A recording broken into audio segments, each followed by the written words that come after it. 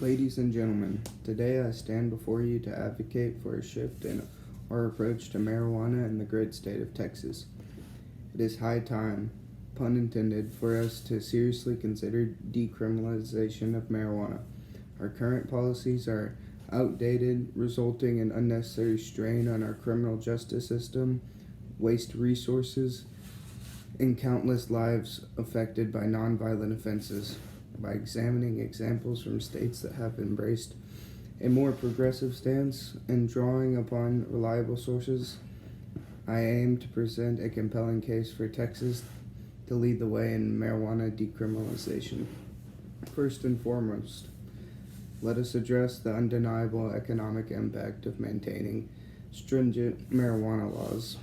According to a comprehensive report from the American Civil Liberties Union, enforcing marijuana prohibition costs the United States approximately $3.6 billion annually. These funds are primarily spent on policing, court proceedings, and incarceration. Imagine the possibilities if we were to redirect these resources towards more pressing issues such as education, healthcare, or infrastructure. Decriminalization could alleviate the burden of law on law enforcement and reduce the strain on our already overcrowded prisons. Moreover, let us consider the impact of marijuana prohibition on racial disparities within our criminal justice system. A study conducted by the Drug Policy Alliance reveals a disturbing trend. Despite similar rates of marijuana use among different racial groups, people of color are significantly more likely to face arrests and convictions for marijuana-related offenses. This unjust disparity perpetuates systematic inequalities and erodes the trust between law enforcement communities.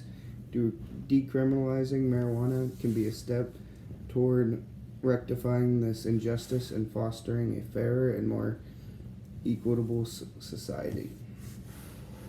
Now let's turn our attention to the positive outcomes observed in the United States that have embraced marijuana decriminalization. Colorado serves as a shining example. Since legalizing recreational marijuana in 2012, Colorado has experienced a substantial drop in crime rates. A story published in PLOS One journal found that both violent and property crime rates decreased in the years following legalization. This challenges the notion that relaxing marijuana laws would lead to increased crime activity. On the contrary, it suggests that a regulated and legalized market can contribute to safer communities.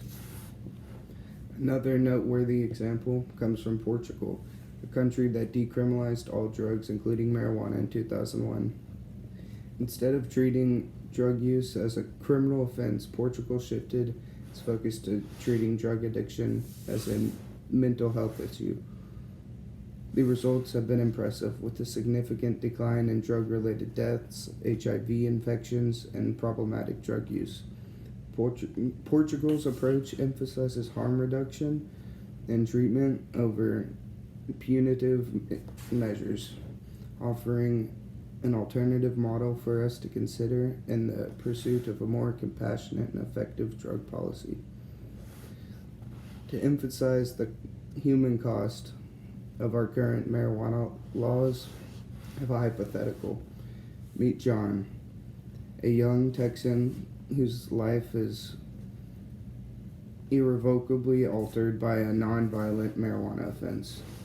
John, a college student with dreams of becoming an educator, was caught with a small amount of marijuana during a routine traffic stop. This single mistake led to his arrest, resulting in a criminal record that hindered his ability to secure employment and pursue his chosen career. John's story is not unique. Countless Texans face similar consequences for minor marijuana offenses. By decriminalizing marijuana, we can prevent these life-altering consequences and allow individuals like John to contribute positively to society. In conclusion, the case for marijuana decriminalization in Texas is rooted in evidence, economics, and empathy.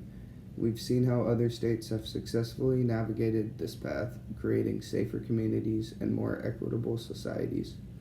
By redirecting resources, addressing racial disparities, and learning from the experiences of other jurisdictions, we can usher in a new era of sensible drug policy. Let us be on the right side of history, advocating for change that benefits our citizens and aligns with the principles of justice, fairness, and pragmatism. Thank you.